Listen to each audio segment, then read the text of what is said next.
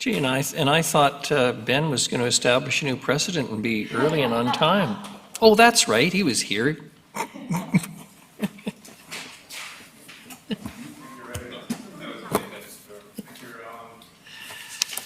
Good afternoon, everyone. I'd like to call the regular meeting of Council to order. And in light of our schedule for today, I'd ask for a procedural motion to proceed in camera. Moved Councillor Turley, seconded Councillor Hemmens. All those in favor? Any opposed? Motion carries. Thank you very much.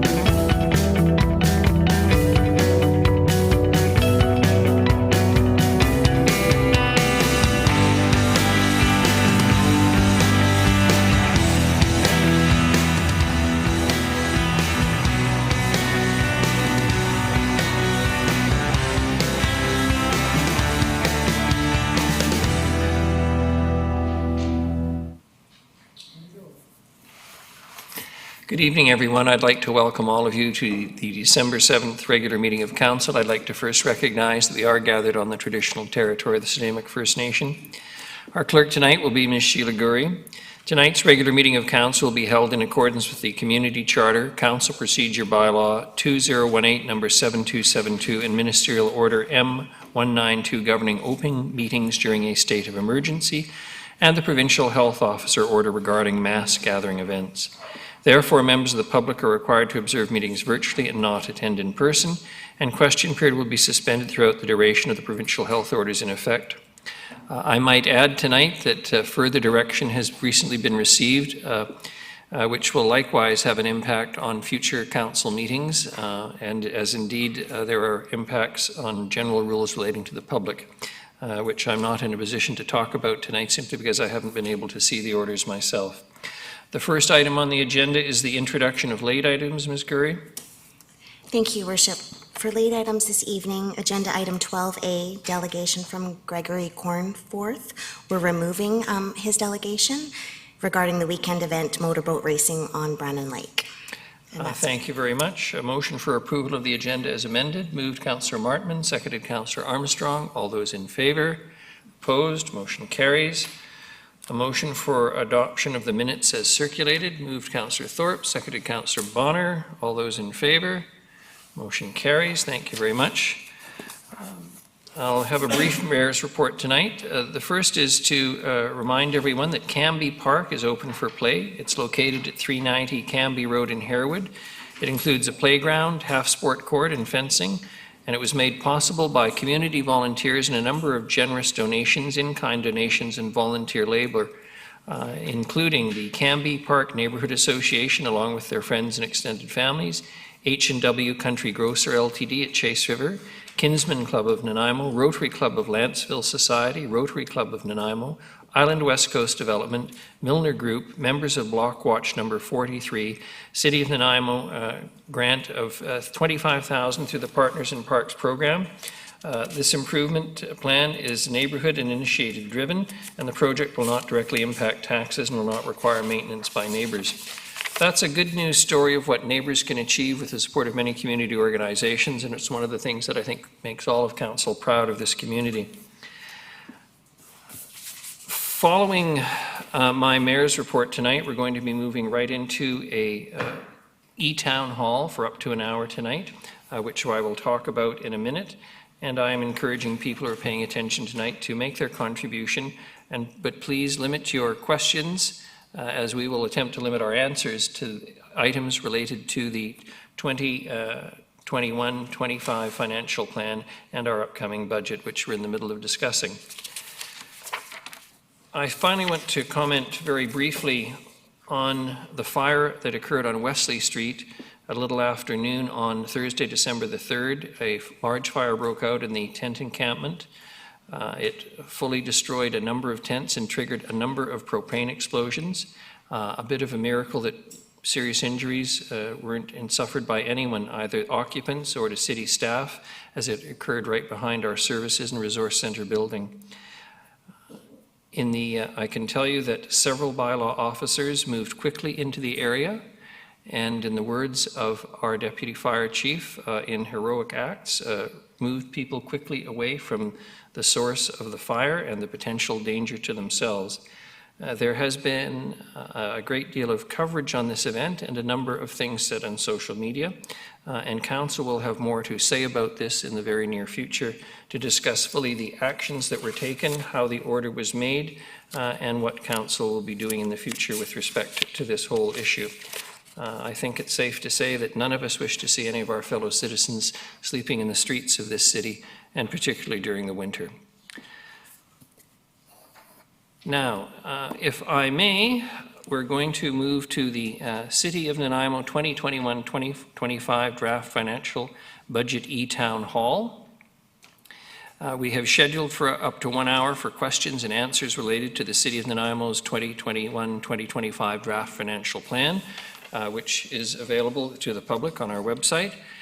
To ensure all trending topics are covered, questions that are similar in nature will be compiled into 1 or 2 questions so that there are none remaining hopefully by the end of the town hall.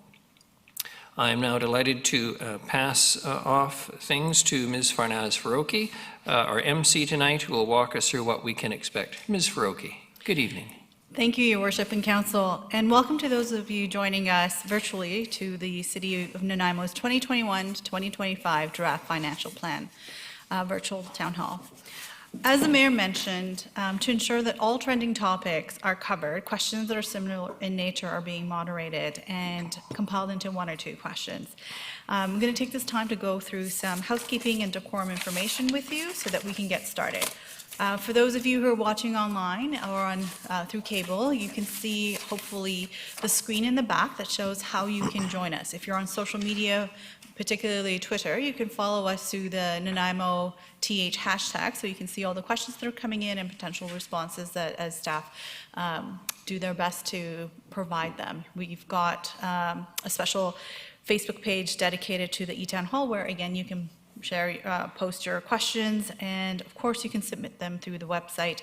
And something new for us this year, due to the public health orders around mass gatherings, you're welcome to dial in at 250-755-4455. Now, when you do call in, you won't be live, although it may feel that way. Someone from the finance team will walk you through a few things, and please, before you call, make sure that you have the volume on your TV mute, or if you're listening, if you're live streaming, to do the same, because that will help us avoid any echoing and communication issues. There will be a delay from when you go live and ask your question to when you see it live streamed or on TV. And you're welcome to call back to ask a follow-up question, or if you have another question as we go through the E-Town Hall. Councillors will have a combined 5 minutes to answer each question, and the chair will manage who will be answering questions. And of course, we look forward to hearing from all members of council as we go throughout the 1 hour time frame that we have. And without any further ado, I'm going to get started. I'm going to start off with taking a question from our website, as I don't at the moment see any callers calling in. So first question is to council: will the animal shelter renovations be prioritized in the 2021 budget? Sorry, will the Animal shelter Thank renovations. you. I think I can safely say it will be prioritized. We recognize the importance of it. I see Ms. Mercer over there, one of our financial officers. Thank you, Your Worship. Yes, that is in the 2021 budget. Yeah. Thank you very much. Okay. The next question that we have is again from the website. It says, the 2021 estimated rate of inflation is 1.26%. Does this council think that any tax increase larger than this is acceptable, especially in the middle of a pandemic? That's a very good question, and it allows me to give a similar answer as I did last year. The items that are purchased on behalf of the city do not represent those goods and services which form the consumer price index in this country. We don't buy many groceries at the City of Nanaimo, but we buy a lot of construction pipe. We pay for a lot of pavement. We pay for a number of goods and services, particularly construction costs in the general sense, that are rising at a much higher rate than the consumer rate of inflation. The reason that council raises taxes is because we need to deliver those services that the public relies on. Included in our estimated tax increase this year is a 1% asset management tax that, and I don't call it a tax, but it's 1% dedicated to maintaining our assets. The city has approximately $3 billion of assets that it has to maintain on behalf of the public. And I will point to a very simple example. When the water pipe blew on Bowen unexpectedly earlier this year, it had severe consequences for water supply to our hospital, let alone the neighborhood nearby. And so it is incredibly important that we maintain our assets. In addition, the demands of the public, quite appropriately, for further services and enhanced services continue to grow. So would we love to have a zero tax increase? Yes, that would be nice. Is it realistic and possible to continue to deliver services in the middle of a pandemic with that kind of a tax increase at zero? No, it's not.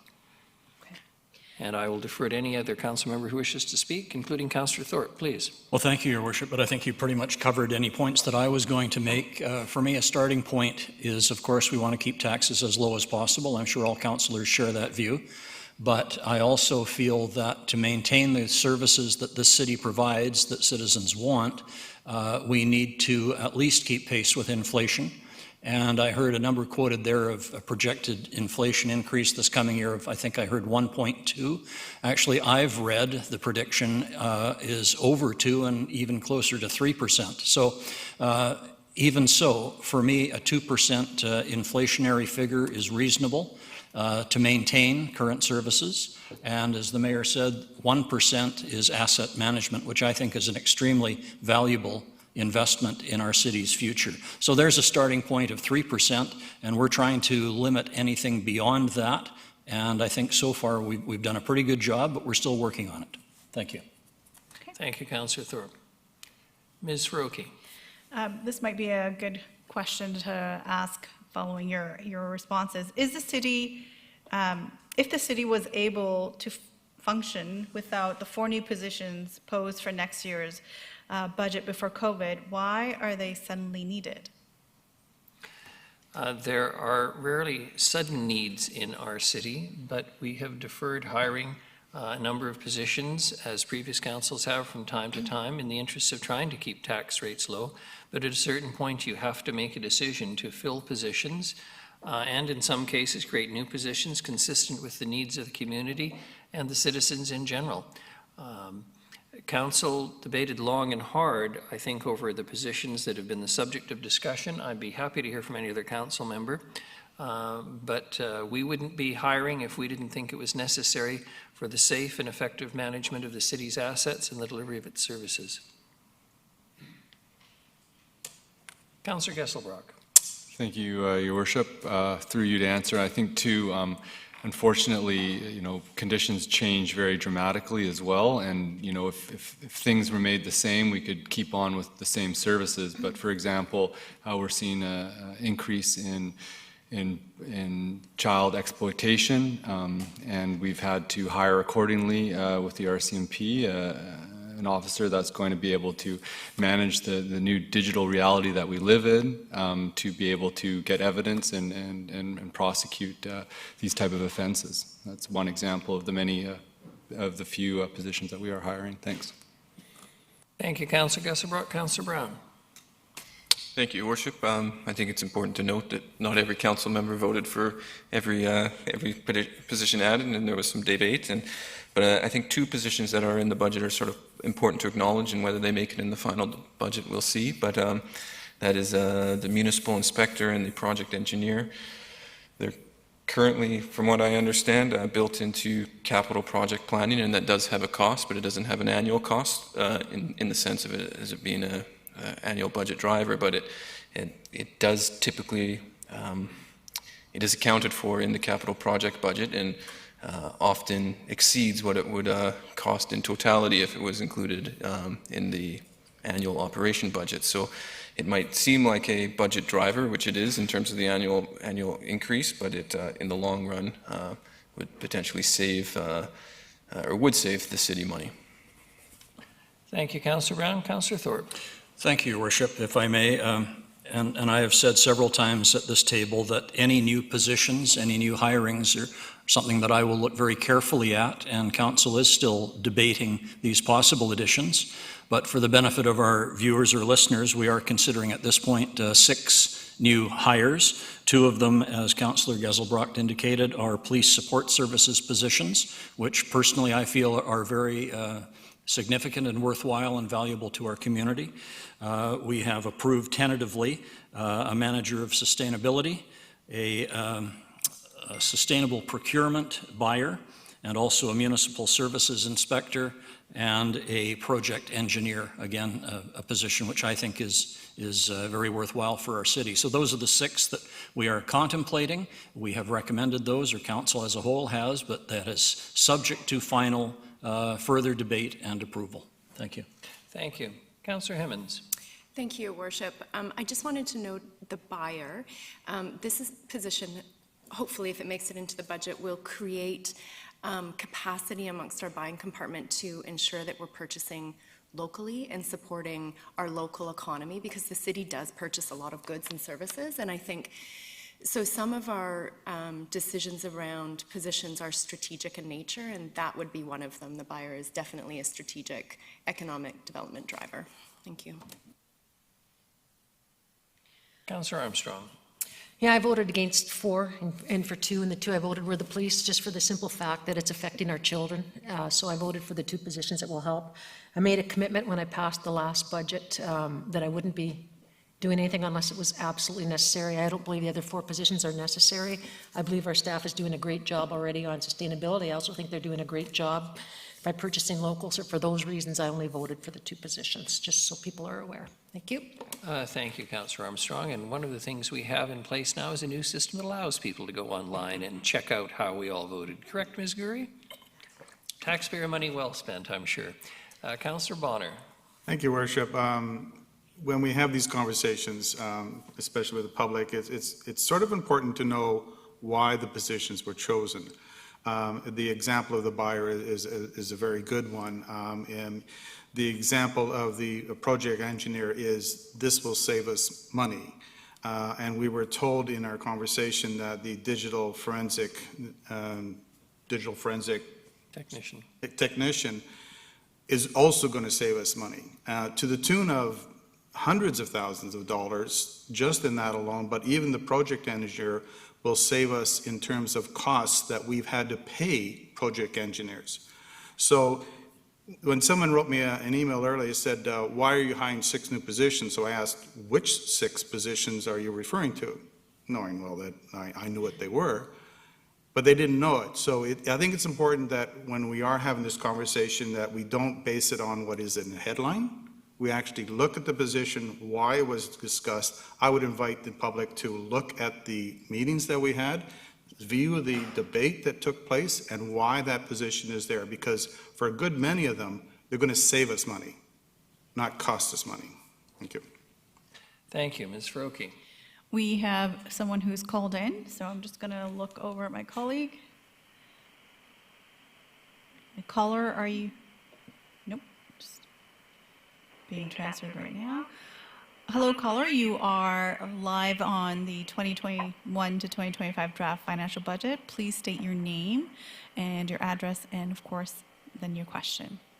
Hi, my name is Rod Corral. I live at 453 Aysgarth Street, Nanaimo, Aysgarth.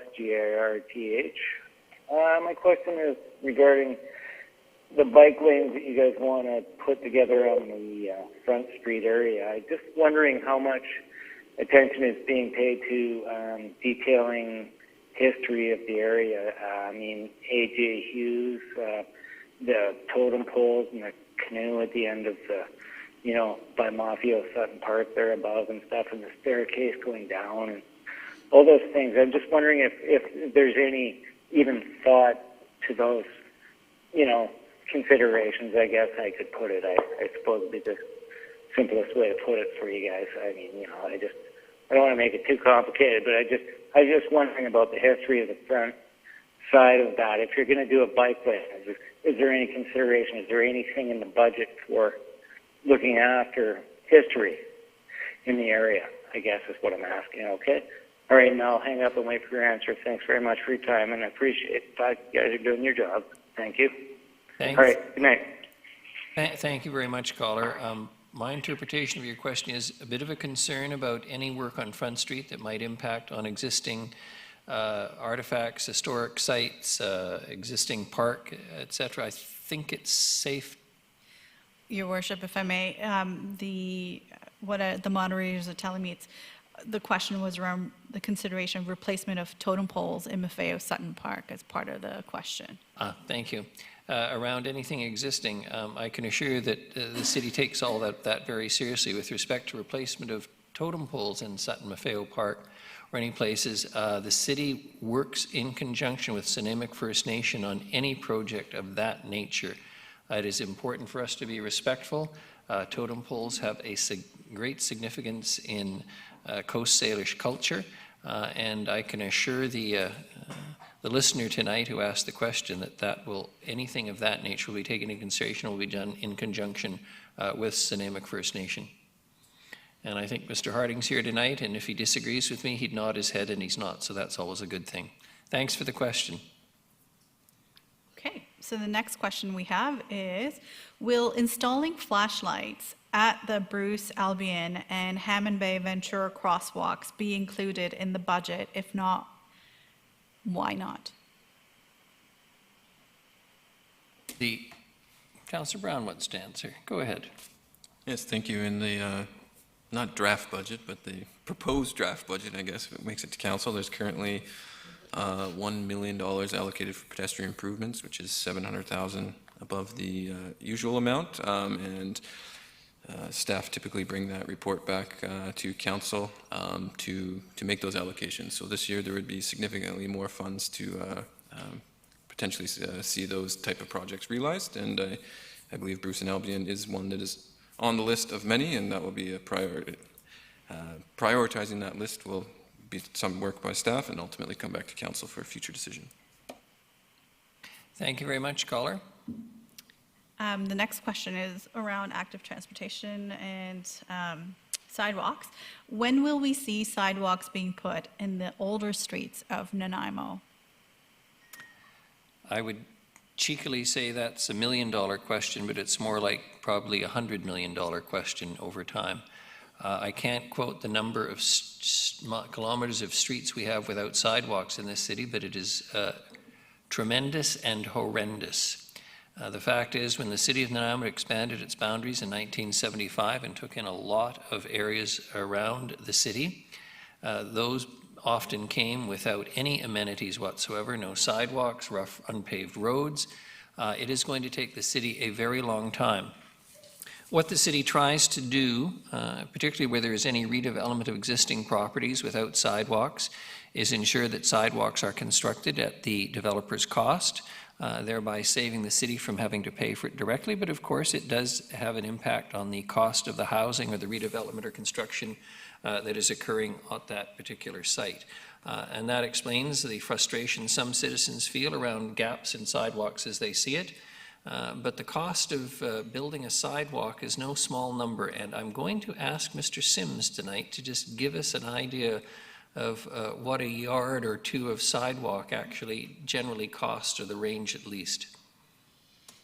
Thank you, Worship. I know this question comes up frequently, and it's often met with incredulity. Is that the right word? And people are incredulous to hear the number, and it's in the range of $300,000 to $1 million per kilometer, because there's often drainage infrastructure that needs to be put in place. There is often regrading of driveways and so on and so forth. As you intimate, the gap between the roads with sidewalks and the roads without is significant. It's probably in the order of 150 kilometers. So, and it doesn't consider some of the more difficult places like Hammond Bay, for instance. One of the priorities that I would say that this council's made clear is that we're focusing on active transportation networks and building out that backbone. And that furthers the work of the Nanaimo Transportation Master Plan.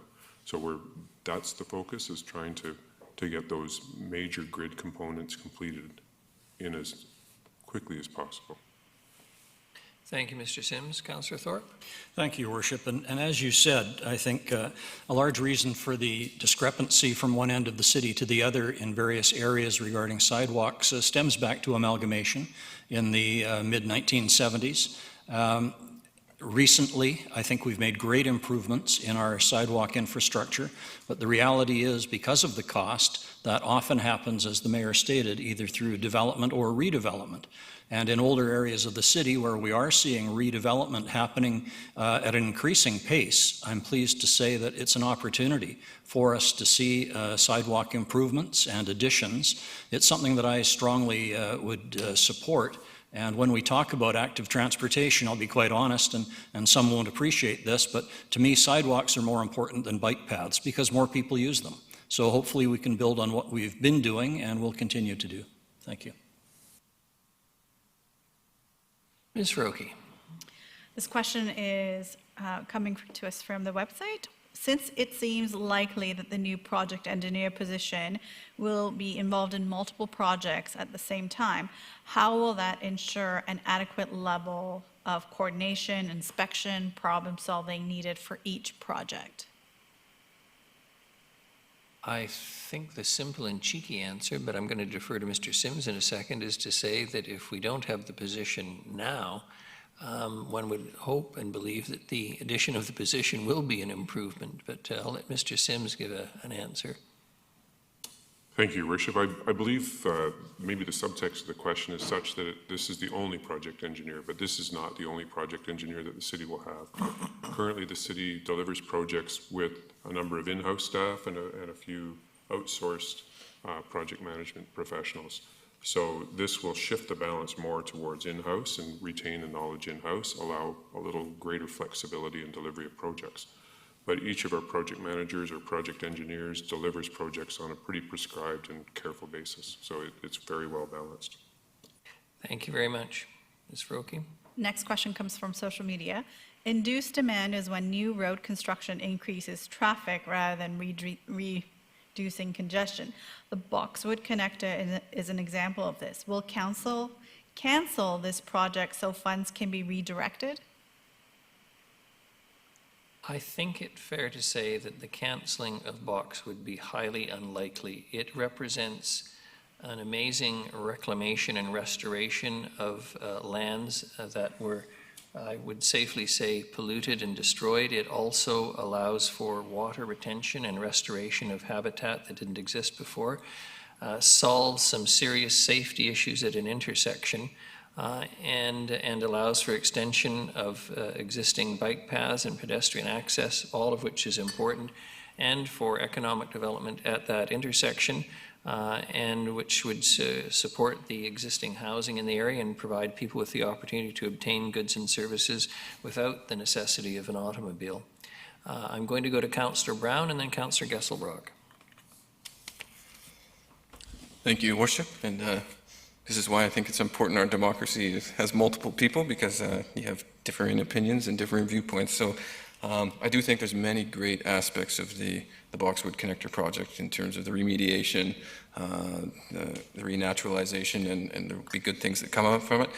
But I do agree with the premise of the question asked around induced demand, and I believe a lot of those good things could be realized with a different type of project and still unlock the potential for those neighboring lands to be developed and those good things around, I think it was an old landfill remediation and all those sorts of things. So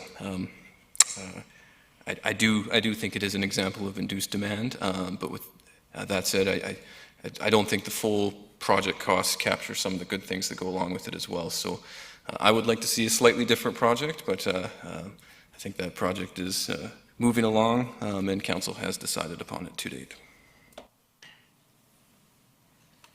Councillor Gesselbrock. Thank you, Worship. I think that's a great question that's raised, and with all our capital projects, does get reviewed through council, and there's discussion on it, and I think we have goals in our transportation master plan, and as we're reviewing the Reimagine Nanaimo process and looking at how our city's going to develop in the next 20 years, it's an opportunity to look and prioritize sort of where we're going to focus on our city's capital projects. So, thank you. Ms. Roque? The next question is, understanding that Nanaimo City Council has declared that we are facing a climate emergency, please explain how the 2021 budget will support immediate actions to mitigate greenhouse gas emissions in the transportation and building sectors, as well as addressing food security. Councillor Gesselbrock wants to answer. Thank you, Your Worship.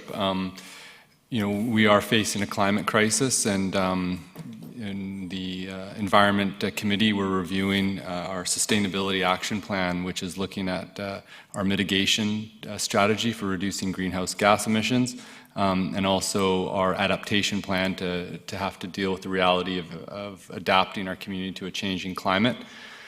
Part of the mitigation strategy goes through the different areas where we can reduce our emissions. And over the last 10 years, we were shooting to be 33% below our 2007 levels, and we're actually ended up being 18% higher. And so we do have to make some strong decisions in terms of how to move forward. And so in the current resilient or mitigation plan that's being discussed, we're looking at all areas within buildings, transportation, solid waste, food security, any aspect that can support us with our climate targets. With buildings, we are looking at implementing the STEP code, and we also have to look at sort of where the fuel is coming from our buildings in terms of fossil fuels or electricity. There's important decisions to be made there. And then transportation, looking at the type of transportation networks that are available to the community, and looking forward to switching fuels from the type of vehicles that we're using, gas to electrical. In the 2020 budget, we do have put in place to hire a manager of sustainability, and that position is extremely important because we will be having a plan around a strategy around climate mitigation to reduce our emissions, and that plan needs to be coordinated across departments, and that requires an increased level of effort. And so at the end of the day, it's actually people that are behind putting the plans into action and making it happen, and we've got already a wonderful staff contingent that's working on these issues. And we hope with the increased capacity of a manager that'll increase our efforts. Thank you. Thank you, Councillor Gesselbrock. Councillor Martman. Thank you. And just further to Councillor Gesselbrock's, with the manager of sustainability, the hiring date wouldn't be till July 1st. So trying to keep our taxes down. And the other thing is that we may receive funding from the BC Hydro's Community Energy Manager offer. So we're hoping, because nothing's confirmed yet, that this may be something that council will consider to move forward. But even if we do, we may be fortunate enough to receive funding for it. Thank you. Thank you. Ms. Roque? I have a caller, so I'm just going to look to my colleague to transfer the call in.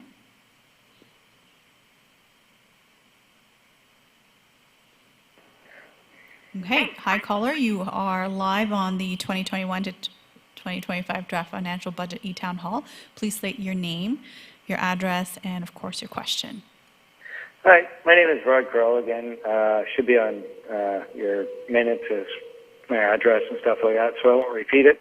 So, but my question would be, if you're gonna, okay, so you're doing the bike lane thing going through the city, but how are you going to deal with going from downtown to Departure Bay, and is there something in the budget to do that too? Because that's going to be important. There is a connection there and a link that should exist, and it doesn't. And it should be cleaned up, and it should be looked after. That is one thing that should happen. Okay, thank you, and I'll wait for your answer. Thank you, caller. I'm thinking you're talking about bike transportation from downtown to Departure Bay as opposed to extension of the existing waterfront walkway and allowing for biking along the waterfront.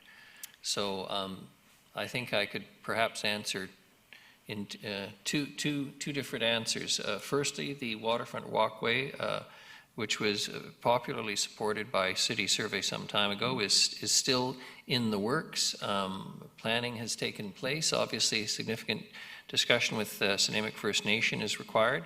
In terms of an actual bike route per se, I'm going to look to Councillor Hemmons, who is actually a fairly regular rider of her bicycle, and tell me what gaps do we have, as far as you're concerned as a rider, as between downtown and Departure Bay, and what improvements should and could be made. Depending on which route you're taking, I presume one wouldn't want to go along Terminal Avenue, but certainly along Stewart and up Brecon Hill, potentially. Yeah, there would be multiple routes. Thank you. There would be multiple routes, and it would really depend on your comfort with traffic and your skill. I believe we did have improvements going into Departure Bay this year, a marked bike lane. I'm trying to think, if it's a specific route, I'd be happy to take an email and I can tell you exactly how I would navigate from downtown to Departure Bay. But I think I'm just going to take this opportunity and say I'm a big supporter of active transportation, sidewalks, bike lanes, whatever that looks like, because I think we are going to need to adapt to a world that is losing its ability to draw on fossil fuels. But I would caution everyone from thinking that we need a bike lane to get somewhere. I think Nanaimo has a lot of hills, and it's a long, spread-out city, but it actually has quite a bit of solid, decent cycling infrastructure. So if it's not, if you don't know the route and you're looking for a specific one, just email me. But in terms of looking for a route that has amenities the whole way along, you're probably not going to get what you find, or you're probably not going to find what you need. But I would still encourage you to get on your bike and ride down to Departure Bay. Thank you. Thank you. Councillor Brown. Yes, thank you, Your Worship. I can't remember the exact year, but obviously the Pearson Bridge intersection is pretty crucial for getting out of downtown towards Departure Bay. The waterfront walkway is contemplated as having both a pedestrian and a separate cycling connection. So I think, ultimately that would be the best route from downtown to, because it would be with basically completely flat, which is easiest. But in 2021, the Estevan section of, it's currently half complete, but the Estevan section behind, or on the top of Brecon Hill there will be complete to get you to the intersection. The intersection is still a challenge, but then getting to the other side. So there's some bits and pieces, but I do think in terms of overall strategy, completing that waterfront walkway would be the ideal situation. Very expensive proposition that will most likely need taxpayer approval to proceed, though. So important element that I think people need to understand with that one. Councillor Bonner. Thank you, Your Worship. In another couple of years, when Metro Drive is done, you'll be able to ride a bike from Woodgrove Mall to all the way down along the ENN Trail, along Metro and the ENN Trail, all the way down to Townsite. And Townsite, pretty well Townsite and Terminal. There's actually a bike lane that will get you from there down to the walkway, but you have to cross Stewart, and I don't recommend that on anybody because it's a bit dangerous when you're walking across Stewart Avenue. But other than that, there isn't a lot of biking infrastructure yet. If you wanted to get to Departure Bay, you would come up the same way. You go underneath the road at Brooks Landing, or whatever it's called now, and then you're on to Departure Bay Road. But we just need some more bike lanes on that part, and that'll get you down to where you have to go. And recommended do it the way I do on an electric bike, because there's no way I can get up Departure Bay Road without one. Thanks. Thank you, Councillor Bonner. Ms. Hiroki. Next question. Council has spent close to $3 million on consultants. In this budget, council plans to hire more managers. Why does council need to hire both consultants and managers? As a general proposition, consultants perform specific tasks to analyze how we're handling specific projects, whether our departments are functioning in ways that are appropriate. They give that pair of eyes that, if you will, aren't either biased or prejudiced by being involved in the situation itself. Virtually every organization of any size relies on consultants. Certainly in terms as a management technique and tool, it's widely used and generally useful. And we have had some excellent reports from various consultants that have assisted us in improving the delivery of services in the city. I'm happy to defer to any other council member who wishes to add to that, or any senior staff member. Councillor Thorpe. Yes, I will briefly, Your Worship. Thank you. I think it's important to recognize that we as council depend on our staff for their good advice, and sometimes we need outside consultants to come and also provide us with expert opinion. We at this table are not here because we are experts in any given area of running the city. That's not our job, and it's not our talent. So we need to rely on the expert advice of professionals. We don't always have to take that advice, and we don't always take that advice.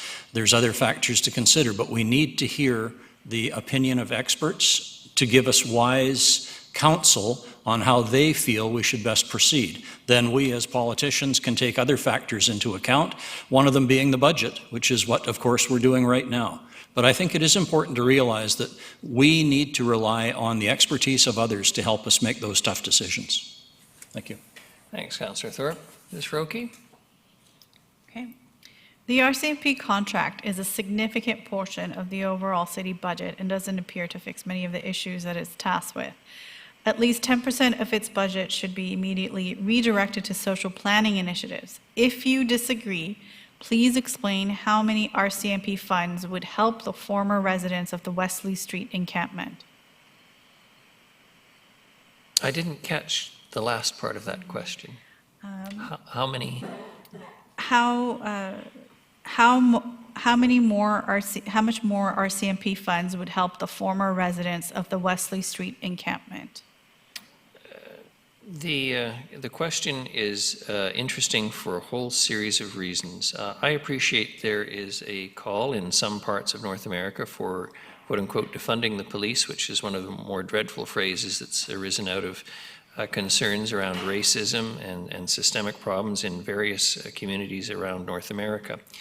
Having said that, there is no question we could use more police officers now simply around traffic enforcement and other basics. Ask people in this community whether they feel they're getting full and quick enough service dealing with B&Es at their house or the theft of their children's bicycles. In terms of shifting the money to assisting folks who were formerly living on Wesley Street, I want to remind all of the listeners tonight, all of the citizens of Nanaimo, as much as this council has incredible sympathy for and has been working hard for many years with the provincial government, particularly BC Housing, Island Health, and other government agencies to try and secure appropriate resources so that we don't have 600 roughly people living in our streets. It is not the city's jurisdiction, legal responsibility, nor does it have the resources to deliver those kinds of services. We do not provide mental health care. We do not provide addiction services. We do not provide social assistance. We do not provide health care generally. What we do pay for is policing. That is our mandate. That is part of our knitting, to use that rather worn phrase. And I appreciate the sentiment behind this, but I am going to, as I have done, use this pulpit before, and I use the term pulpit advisedly, ask you if you're concerned about what is happening to ensure that the provincial government that has the jurisdiction, resources, and responsibility for the issues and their solution as existed on Wesley Street and continue to exist around this community, I ask you, I implore you to write to the Premier and tell him how you feel, write to the relevant and appropriate ministers, and ensure that they step up to the plate. Because candidly, as the caller well knows, This issue is one that is nationwide. It is endemic in every community of any size in this country.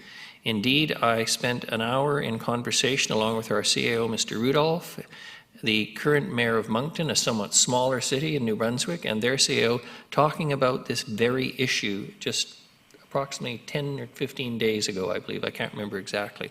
So, caller, I appreciate the suggestion, but we would be, if we shifted 10% of our police budget, we would be taking on responsibilities that are provinces, and frankly, not likely to achieve much success because we have neither the staff, the expertise, nor the departments to deliver the kinds of services that would assist the people who are living on Wesley Street. Councillor Gesselbrock. Thank you, Worship. Thank you, Worship. I think that the writer raises an important point, that the fact that we have a large population in our community living rough on the streets, and this is horrific, especially when we live in such a wealthy country. And the issue here is that there is a lack of resources being put towards this situation, and we need to evaluate how we're allocating our resources as a whole society, and why there's such a gap to have not enough to be able to support these people with roofs over their head and the proper health services. And it is extremely important that we keep raising this issue and really ask the tough questions that are asked by this responder, and also point that to our provincial and federal government on where are the resources to help these people. So thank you. Ms. Roque. Follow-up question regarding the RCMPs. How much does the RCMP cost in the budget, and how much of an increase is that over last year? This is from Ms. Twitter. Mercer, can you give us the exact figures? I always prefer to give exact figures or something closer rather than, I believe it's 17.9% of the budget is the RCMP. Your Worship, I will confer with the back group there and get you the specific numbers for that. And the increase, I believe is consistent with the general tax level, but caller, will give you an answer later in the evening. I don't think that will be too difficult. There we are, 17.1%, pardon me. Councillor Hemmons has got her binder beside her. Okay. We have a caller, so I'm just going to look to my colleague there, make sure they're patched through.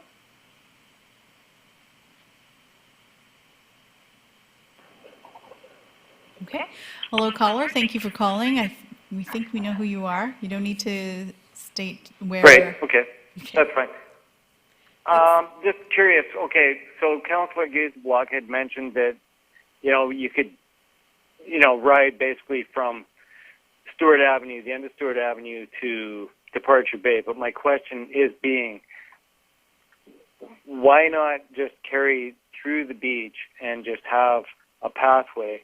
And why can't we just put that in the budget so that you can go from downtown to, say, Departure Bay, Hammond Bay, and then possibly eventually up towards Woodgrove through somewhere connecting through Hammond Bay or something like that, and just creating a whole network that doesn't involve traffic, it doesn't involve anything else. It just rides, I know it's expensive, but once it's cheaper than the ENR, okay, it is. So I'll leave it there. Thanks. Thank you, caller. And because the waterfront walkway, it's certainly continuing expenditure is part of our process. I want to remind the caller what I said earlier, that Snuneymuxw First Nation has significant interest in this issue, and we are not living in a time anymore where we push projects through traditional village sites and areas that are important to Snuneymuxw First Nation without consultation and discussion. And so that is certainly a consideration. I think many people would look logically and say it would be lovely to have it all along the waterfront. But again, as Councillor Brown pointed out earlier, it is a significantly expensive proposition. And Councillor Gesselbrock, did you want to add something? Thank you. Ms. Verroki. It was submitted through the website. A major concern across our community is the amount we are spending on safety and security on the homeless. Why is the province not covering this fund as health and housing are their priorities? Councillor Armstrong has jumped at this question. Councillor Armstrong. I could not agree more. I've said that from day one. Health under the Constitution does fall to the province, and the more cities do, the less the province and the feds give to you. So I agree 100%. I've always said that. I always vote for stuff against that because to me it's very important that we learn to stay in our lanes, which is our core responsibilities. So I agree. That's all I can say. Councillor Bonner. Thank you, Worship. As if anybody's following us will know that we all have a little bit of a different opinion on housing. But I can tell you that the province has already agreed to build the better part of 300 some odd units, some supportive housing. 880 in total. That's, a bunch of other ones on the side there, but in recent one, it was just 300 plus another one, number of that they're building already, so 800 in total. In addition to that, they've also agreed to provide a navigation center, which costs $1.5 million a year. So Nanaimo's getting a good share of the housing that is being built. It's nowhere near enough. So we need to continue to advocate to the province for that. Personally, I think we also need to look at our city and how much we want to be involved in housing and what that might look like. Not everybody agrees with me on that, but that's my opinion. Thanks. And thank you, Councillor Bonner, and we'll leave it at that. Rather than have a debate tonight, we'll get on to the next question. Ms. Verocchi. All right, the next question is, I see a lot of the projects that have had funding increase and it has come from different reserve funds. Are these reserve funds in jeopardy of being depleted or being significantly reduced?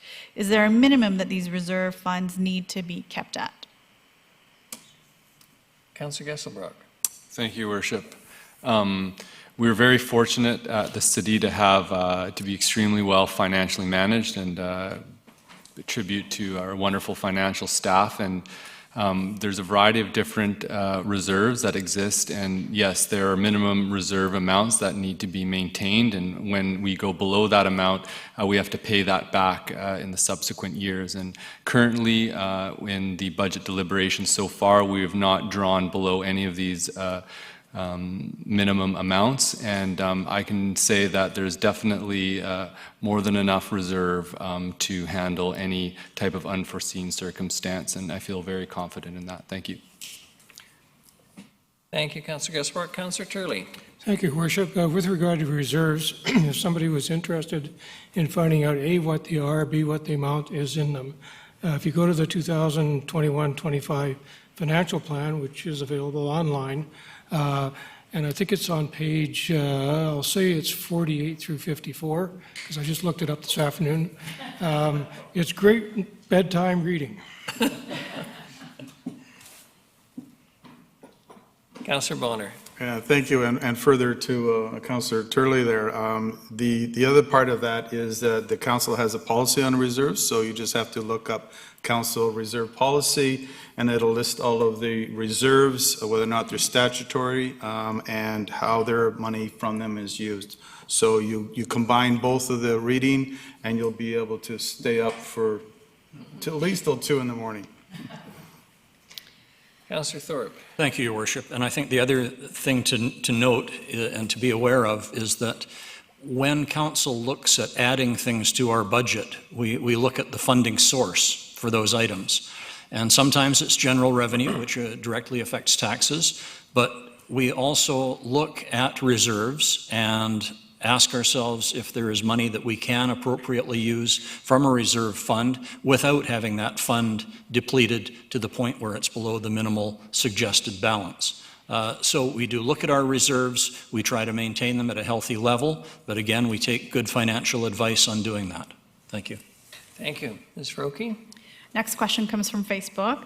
Does the city have an intention of returning the dedicated left turn signals back at Bowen Road and East Wellington Road, as this has had negative effect on parents while turning to Ecole Quarter Way during the morning and afternoon?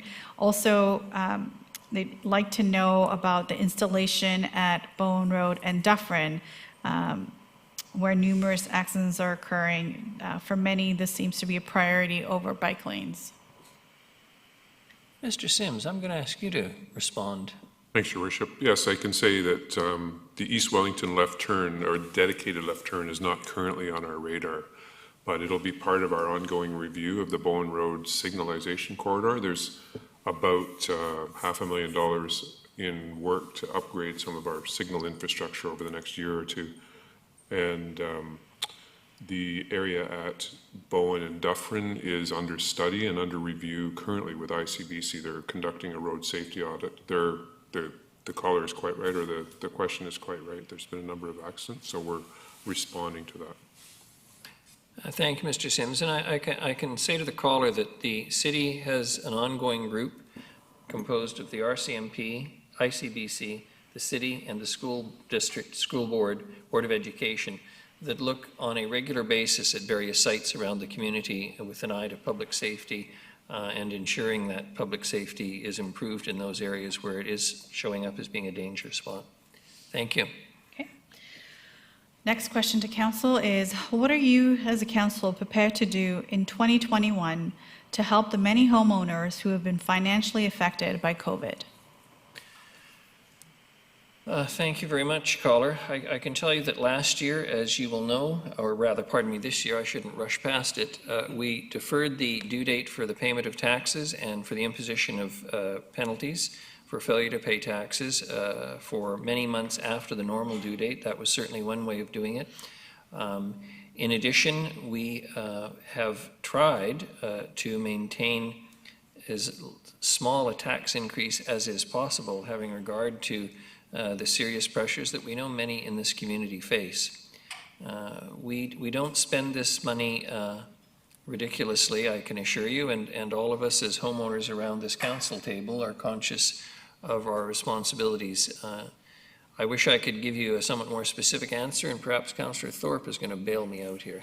Well, I never have to bail you out, Your Worship. Thank you. But I think you're right. This process is part of that because this council genuinely recognizes that it's been a very difficult year for local residents, local businesses, and the year ahead probably isn't going to be much better. So we are trying our best to keep any tax increase at a minimal level, and I mentioned before, to me, 3% is sort of the basic minimal level to maintain the services that we provide, that citizens want us to provide. So we are being responsible in that regard. We don't spend your money recklessly. We might have differences of opinion on priorities, but it's all debated fully, and some decisions go one way, some the other, but hopefully they're all responsible decisions. The other specific item I'd point to, Your Worship, is just to acknowledge that the city did receive a grant of money in COVID relief, and it was this council's decision, based on staff advice, to put the bulk of that money into direct relief of property taxes for this coming year and the following year. And I don't know if Your Worship wishes to comment further on that, or Ms. Mercer, but that is a reality. So we are using that money directly to benefit the taxpayers of the city. Thank you. Thanks very much, Councillor Thorpe. Ms. Roque. Follow-up budget-related question, no surprise, but as stewards of public money, how does the city manage financial risk? Ms. Mercer is anxious to answer that one. We operate under very strict rules, and she's going to tell us a little bit about that. Thank you, Your Worship. The city keeps control through policies and procedures, and that with segregation of duties and making sure that, sorry, I had a better answer there for a second. But our policies and procedures guide us on how we do our practices within the city. Financial risk is mitigated through reserves and policies as well, but our reserves allow us to have respond to unanticipated events such as the water main burst that we were talking about earlier. That obviously wasn't budgeted for, and we would have reserves to cover things like that. So financially, as well as policies and procedures, help us mitigate our risk. Thank you, Ms. Mercer. Councillor Turling. Thank you, Your Worship. I'd just like to add further that the city, according to the city, the municipal, the community charter, we cannot run a deficit, so the books have to balance. We do get an external audit from one of the well-known corporations. In fact, I think my daughter did her CA through them. Anyway, that's another story. Thank you. Thank you, Councillor Turley. Ms. Roque. What budget lines directly support those without homes and/or stable housing? How have these funds changed in the past and may change in the next 5 years? Councillor Armstrong? Yeah, one of the things that council has done is we do have a rent bank that people can access if they're on the verge of not being able to pay rent, so that's one thing that's done. Health and Homeless Task Force is coming out with recommendations. There's going to be a draft report to council next week, December 14th, so watch for that. So there are things being done, so until we see that report, for me, I can't comment further on what we're going to be doing because that will be up for debate and depending on what the recommendations are. So we're looking at different options. Every time council has the opportunity to push for more dollars, as Councillor Bonner said earlier, we are, so that we're getting more dollars, more supportive housing.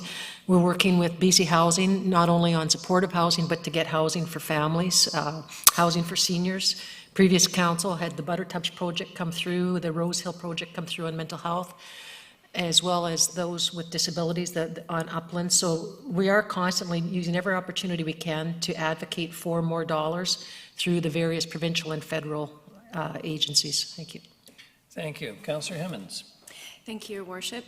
Specifically, if the budget passes as is next year, we will have reserved about $500,000 for the recommendations coming from the Health and Housing Task Force. But something that you won't see in a line item is the horsepower in our social planning team. We have social planners on the ground who are responsible for liaising, coordinating, supporting all of our social service agencies, and bringing all of that work together. And while they're not a line item, I think our social planners are really the foundation of how we approach homelessness. So you won't see that as a line item, but it's a big piece of work here at the city. Thank you. Ms. We have Roque? one final question, and that is it. And the question is... I'm sorry, Councillor Gesselbach wanted to add something.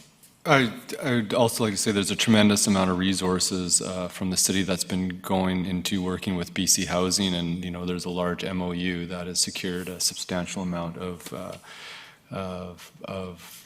units for supportive housing and affordable housing, and so I think there's a lot of effort that is being put into that area. Thank you. And Councillor Bonner. Thank you, Your Worship, and further to Councillor Hemmons there. The 800 units that are coming here, the Navigation Center, they just don't magically show up. These are here because of the work that our staff does with the provincial government and the agencies in town to coordinate this work, do all the building permits, find land, and all that sort of thing. So it's not a particular line item, it's just that's the work that gets done, and it's in the budget somewhere, but I don't know where it is as a line. Okay. Ms. Roque. The last question of the night is, will council catered food and beverages for all city meetings and events as a small way to save tax dollars? If not, why not? That's a very interesting question, and it does come up from time to time, and indeed some councillors take different views on it. The question was, should we be cancelling food and beverages for council meetings? There are many businesses and operations that do provide food when they're keeping people through working hours when one are normally expected to be feeding themselves. It would be an interesting gesture. I personally won't support it. I look around this council table and I don't see people who are overpaid for the amount of work that they undertake. And I can say that with some experience as a politician. I'm sure others may be happy to comment on it and take a different viewpoint.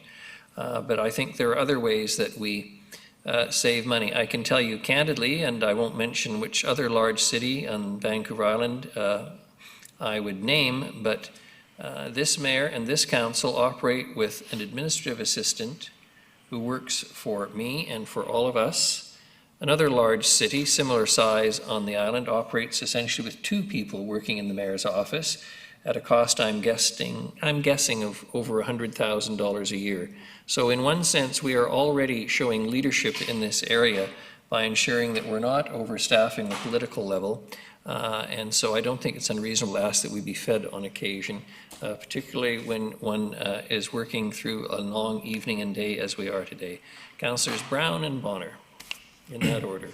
Thank you, Worship. I'm not going to weigh in what I think about meals, but I do think there's an important initiative underway in that sustainable social procurement, so that if a council does choose to have their meals provided or a city function, that we can make sure it's good locally produced food produced by some of our local restaurants or local food providers, and making sure that money stays supporting our local agriculture producers rather than big corporations. And Councillor Bonner. Thank you, Worship. I'm not sure if this is the best way to argue at this point, but someone asked a question earlier about what are we doing for homeowners, and this isn't a lot of money, and if we were to cancel it, would it probably save 8 cents on someone's tax bill, but it would then put a number of people out of work who are preparing the food for the meetings that happen here, which we're participating in, and I think that is more important, that we keep people working in this city. And like I say, it's probably not the best argument for the whole thing, but that's kind of where I'm looking at it from. We don't want to save a bunch of pennies and then put people out of work. Thank you very much, Councillor Bonner. Ms. Faruqi, we're in your hands. Ms. Mercer has just signaled to me that she has a Ms. Mercer. response for your question. Yes, I have the RCMP numbers. The increase from 2020 to 2021 for the RCMP contract was just over $1.2 million. And that included 3 new members starting September 1st. Thank you very much. Okay. Well, Mayor, Council, that concludes our e-town hall for this year. Thank you for your time. And if I may, I'd like to take a moment to thank the IT department and the finance department and the communications who came together to put this e-town hall on, and of course the viewers. Thank you for your participation. Have a good night. Thank you very much, Ms. Faruqi, to you and all the team, and for citizens of this good city who took time to make inquiries, whether through the media or by telephone tonight as well. This is much appreciated, and it's always helpful for council to hear from people in the city. The next item is presentations. We have none, Ms. Gurry, and then we have committee minutes. We can take them as a lump. They are just, actually, they don't require a motion. Item 11, motion for adoption of consent items. Moved Councillor Thorpe, seconded Councillor Martman. All those in favor? Opposed? Motion carries. We have no delegation now. As a result of the withdrawal of that, under reports, we have Council Procedure Bylaw Amendment Bylaw 2020 number 7272.02. Ms. Gurry. Thank you, Worship. The reason this bylaw isn't with the other bylaws to be adopted is because it's necessary to be adopted prior to the next report. So there's nothing to speak to. There's no report with this. It was brought forward for 3 readings earlier last month, and it's been advertised twice as is required, and now it's in front of you for adoption. Councillor Hemmons. Thank you. I move that Council Procedure Bylaw Amendment Bylaw 2020 number 7272.02 to update processes regarding the public hearing date and streamlining the method to reorder the agenda be adopted. And seconded, Councillor Martman. Any discussion? All those in favor? Any opposed? Motion carries. Thank you very much. The next is 2021 Council Key Date Calendar. Ms. Gurry, you're on again. Thank you, Worship. This report is standard every year. The Community Charter requires that Council adopt a key date calendar prior to December 31st of every year for the next year. So this calendar in front of you is for council meetings. We will have to advertise twice and have it adopted prior to the end of the year. So just of note that any meetings that are on here can be canceled or rearranged. This is just a base for us for the next year going forward for council meetings. Thank you very much. Councillor Hemmens. Thank you. I move that council approve the 2021 key council date calendar as presented. And seconded. Councillor Thorpe. Any discussion? All those in favor? Any opposed? Motion carries. Thank you. The next is 2021 Design Advisory Panel Calendar. Again, Ms. Gurry. Thank you, Worship.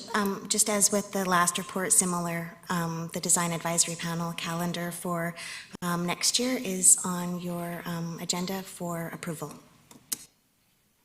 Councillor Hemmens. Thank you. I move that council approve the 2021 Design Advisory Panel key date calendar as presented. Seconder, Councillor Brown. Discussion. All those in favor? Any opposed? None. Motion carries.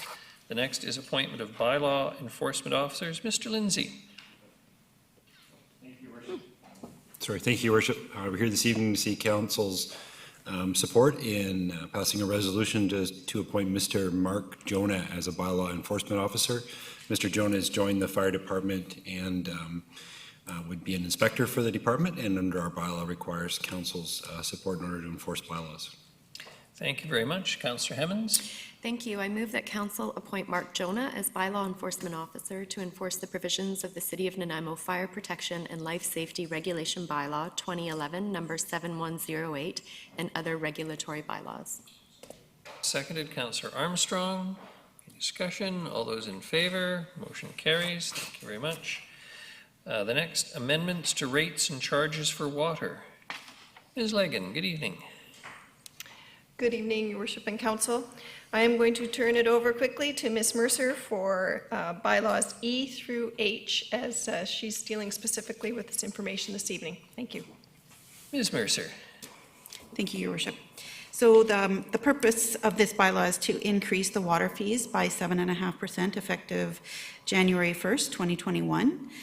And it will apply to all properties. The two components that make up this change are 5% increase for water rates for general increase of water treatment and supply infrastructure, and a 2.5% increase is needed to cover the costs relating to long-term asset management program for both water supply and distribution. So the total impact of this proposed change on a typical family home is about $44.15. And that's based on 220 gallons per day. And that will bring the annual cost for a single family home to just around $637.81. Thank you very much. Everyone's had a chance to read the material. Councillor Hemmens. Thank you. I move that Waterworks Rate and Regulation Amendment Bylaw 2020, number 7004.16, to set the 2021 water rates pass first reading. Seconded, Councillor Thorpe. All those in favor? Opposed? Motion carries. Councillor Hemmens.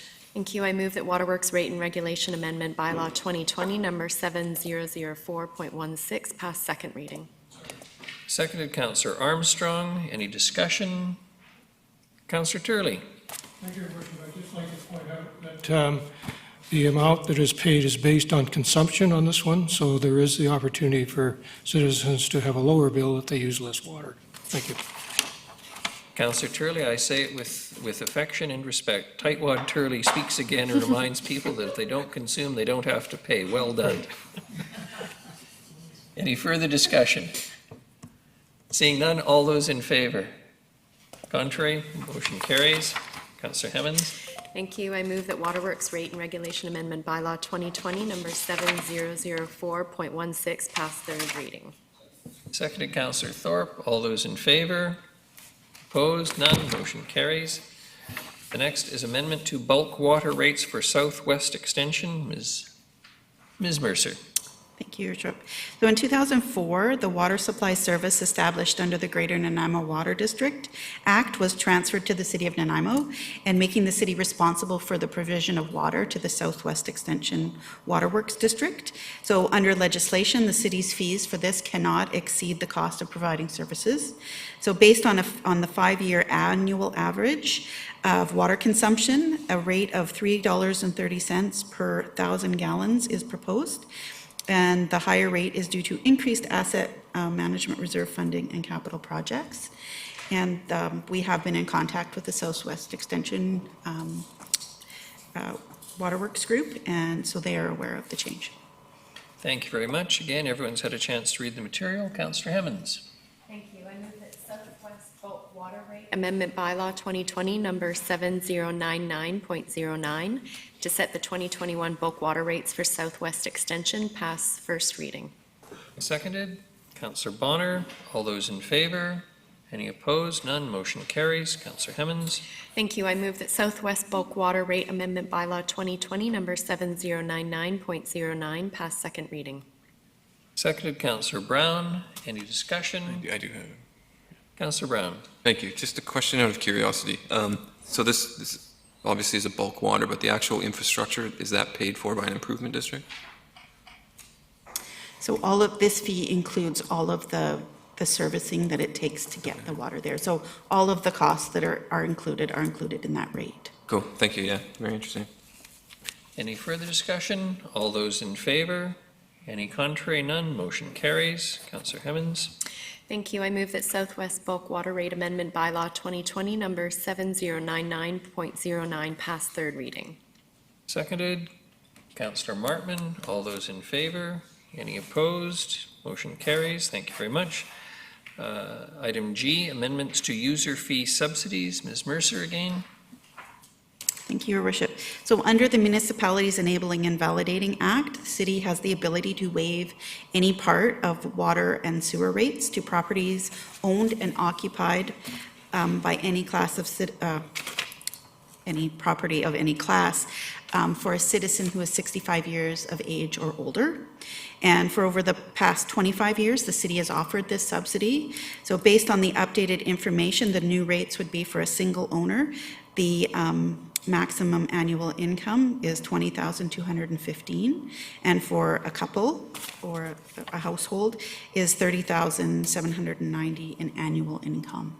So it's an updated based on what the old age pension as well as CPP plus 10%. So that's how the rates are calculated. Councillor Bonner. Do you want to go to a second reading or?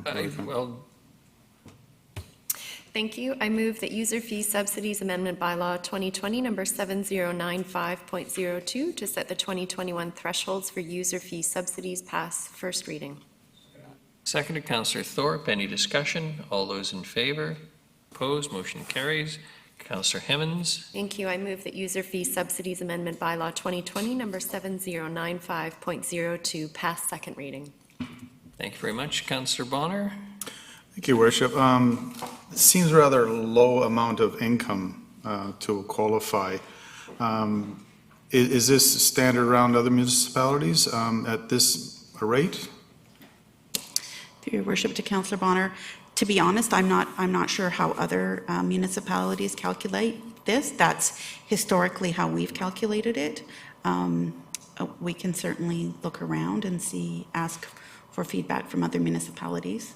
And at any point, this can be updated, because in the past, sometimes it had been updated twice a year when the rates were updated. So we can do that. And is this an automatic adjustment, or does one have to apply for it?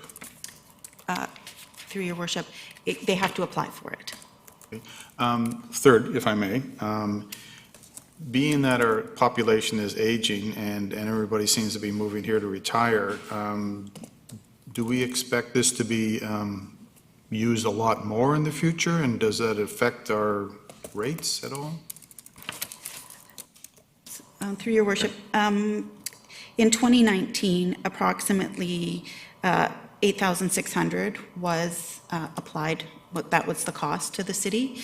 So I wouldn't suspect that it would be anything of a material value. Thank you, Councillor Bonner. I think it's fair to say that a number of people of that generation, even though they may be eligible, probably don't apply for the subsidy as a sense of pride. And frankly, the services offered by the city around water are pretty minimal, and sewer rates, etc. So if there's no further discussion, All those in favor? Any opposed? Motion carries. Councillor Hemmens. Thank you. I move that user fee subsidies amendment bylaw 2020 number 7095.02 pass third reading. Councillor Thorpe. All those in favor? Any opposed? Motion carries.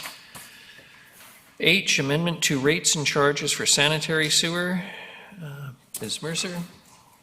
Thank you, Your Worship. So as per our budget discussions, effective January 1st, 2021, the sewer fees are proposed to increase by 4%, or $5.62 per family home. And this will bring the annual cost for a single-family home to $146.20 for the year. This increase is required to fund long-term asset management plans for the city's sanitary sewer system. Thank you very much. Councillor Hemmens. Thank you. I move that sewer regulation and charge amendment bylaw 2020 number 2496.33 to set the 2021 rates for sanitary sewer pass first reading. Seconder. Councillor Armstrong. All those in favor? Any opposed? Motion carries. Councillor Hemmens. Thank you. I move that sewer regulation and charge amendment bylaw 2020 number 2496.33 pass second reading. Seconded. Councillor Bonner. Any discussion? All those in favor? Opposed? Motion carries. I move that sewer regulation and charge amendment bylaw 2020 number 2496.33 pass third reading. Seconded. Councillor Martman. All those in favor? Opposed? Motion carries. Thank you, Ms. Mercer. You're off the hook now. Mr. Lindsay, we're just handing it right over to Mr. Holm. That's correct, Your Worship. I would like to turn over the next two items, I and J, to Mr. Holm, our Director of Development Approvals, to introduce them.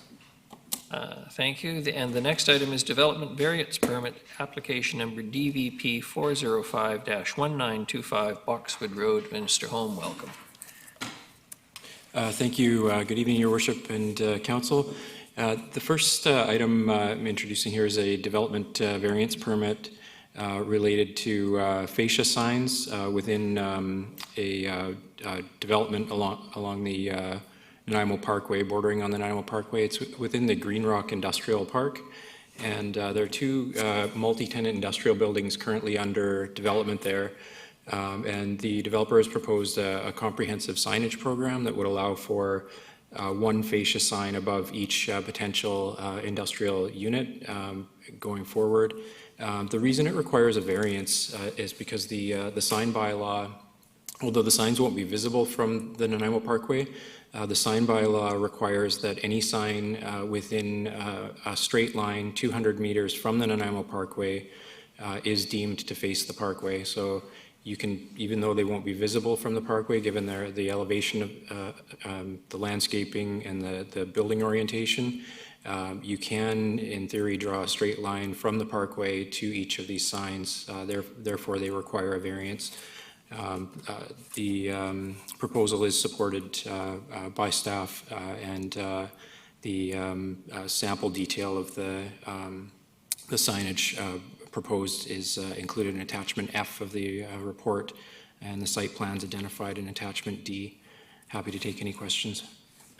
Thank you very much. Questions first or motion? I think we'll put the motion first. Councillor Hemmens. I was going to move the motion. Ben would like to move the motion. Thank you. I move that council issue development variance permit number DVP 405 to allow a maximum of 17 fascia signs within the parkway buffer to face the Nanaimo Parkway. Councillor Gesselbrock seconds it. Do you wish to speak to it, Councillor Gesselbrock? No. Councillor Bonner. Thank you, Your Worship. This isn't the first variance that's come out, and it seems that like everybody who builds on that area wants to put up a sign is going to have to get a variance. Should we be looking at exempting this section of the city from that bylaw, or parts of it? Mr. Holm. Turned yourself off again. Sorry. There you are. Thank you, through your worship, to Councillor Bonner's question. Developers do have the option of including a signage program through development permit, potentially when they bring forward application for development permit. In this case, they weren't prepared or ready to do that at that point. I think it's appropriate to keep that area within the, it's within the Parkway development permit area, and there's a set of guidelines that apply to that area, and it's important to protect the character of the Parkway and to avoid signs being installed that do potentially face the Parkway, create light pollution, and alter the character of the Parkway. I think as you'll see, there are a few lots you're seeing currently because of development that's recently, industrial subdivision that's recently taken place. They will develop out shortly, and I believe we won't see any additional for a while once these have developed out. So I think it's fair to leave it in place. Properties may redevelop, and I think it's appropriate consideration given to signage facing the Parkway. Sure. Councillor Turley. Thank you, Worship. Through you to Mr. Holm. So the 200 meters in a straight line, I'm assuming that straight line is a T or 90 degree or perpendicular to the Parkway. It's potentially at any angle from the Parkway. Oh, any angle. And the other question, if I may, Your Worship, is when the Parkway was developed, I thought there was some provincial bylaws regarding, I thought it was signage, but maybe I'm wrong on that. Mr. Lindsay, you're pulling seniority here? No, I'm just going to take the opportunity to tell a history lesson. Are you good? So the Parkway opens in 1996, and at that time, the city entered into what was called the Vancouver Island Parkway Agreement with ourselves and the Ministry of Transportation, and it had a number of conditions or guidelines, including limiting access to the Parkway and limiting signage along the Parkway, and trying to protect the rural character that existed at that time in 1996 when it was drafted. So the bylaws, the guidelines we have today all come out of that agreement and reflect our ongoing intent to preserve what was generally the character of the area at the time the Parkway was built. Thank you. Councillor Thorpe. Thank you, Your Worship. Through you, if I may. So I support the recommendation, I support the variance, but I just wanted to clarify with staff because I do recall that agreement when the Parkway opened, and personally, I think it was a good agreement, and I like the limiting of signs facing the Parkway, or at least visible from the Parkway. That's part of the character of the Parkway. So I think there was one case where either we slipped up accidentally some years back, or things have changed since, but that's in the past. I would just like to ensure that we're confident that this will not be an exception that will open the door to other possible applications for variances. So I guess what I'm asking is just an assurance that the signage will not be visible from the Parkway, and we're confident that things will not change in the future regarding potential landscaping or other buildings that might alter that. And I know that's a tough thing to assure, but I'd like staff to comment. Yeah, sure. I can speak to that through your worship. If the current regulations and guidelines stay in place, the regulation being the sign bylaw, guidelines being the Parkway design guidelines, I would assure that as long as we're following the regulations, any variance to that would have to come before council for consideration unless the regulations change. But the proposed development, the signs are of a scale. They're 2 to 3 meters off the ground, and they're actually facing, internally facing within the development. They're blocked by, their visibility from the Parkway is blocked by buildings, landscaping, and as well, they're not, one of the conditions recommended in the permit is that they can't be backlit, so they won't be visible through backlighting as well. They can be lit from a forward-facing light, but they won't be visible from the Parkway. Thank you, Mr. Holman. If I may, Your Worship, can I just ask then, does that same assurance apply to the next variance on our agenda? Yes, I can speak to that too. No, you don't need to speak to it, just a confirmation that you're good with it. Yes, I am. Thank you very much. Councillor Bonner, you're showing up again, but no? Oh, yeah, no, I was actually, Sorry? since we were talking about the beginning of the Parkway, I thought I would add that our Rotary Club did a fundraiser called the Parkway Challenge, and which was a big run that we had using the Parkway, and for a very short period of time, that was the largest and most expensive active infrastructure the city had. But unfortunately, it was taken over by vehicles the very next day, and we never got it back, so. Well, as the former MLA for Parksville Qualicum, which included the north part of the city right down into Departure Bay, I well remember the arrangements respecting ensuring that signage wouldn't be polluting the beauty of the Parkway as people drove through our community. I'm indebted to Mr. Lindsay tonight for providing further particulars. It was very good public policy. And indeed, it was the building of that Inland Island Highway which secured Qualicum Beach, that lovely entrance they have, tree-lined boulevards down into the center of their community. So there were a lot of local benefits received from the building of the Inland Island Highway. Seeing no further people on the list, all those in favor? Any contrary? Motion carries. Thank you. The next is Development Variance Permit Application Number DVP 408-1955, Boxwood Road. And Mr. Holm again, please. Thank you, Your Worship. This property is in the Green Rock Industrial Park as well. It's 2 parcels to the north of the previous item that Council just passed. And this is VI Granite building. So VI Granite is locating in the building, and they're proposing a freestanding monument-style sign that's a rock monument fitting the nature of the business, VI Granite. And the sign is actually facing Boxwood Road, so it won't be visible from the Parkway. It's actually blocked from, the view would be blocked from the building as well as the landscaping buffer area and topographical difference between the Parkway and the proposed development parcel. But it is within the 200-meter Parkway buffer area, and within the rural designated areas of the Parkway, no freestanding signs are allowed within 200 meters of the Parkway. So just thank you for bringing up attachment D overhead. You can see the location of the sign there relative to the Parkway. So it's actually facing Boxwood Road on the east side of the building. And the site concept sign is, or the sign concept is shown on attachment E. It's a rock slab, approximately 1.8 meters in height, and it'll be visible from Boxwood Road. Staff support the proposed variance, and recommendations are provided, and I would be happy to take any questions. Councillor Hemmons? Thank you. I'll move the recommendation. Seconded Councillor Thorpe. Any discussion? All those in favor? Opposed? Motion carries. Thank you very much. Next is item 14, bylaws.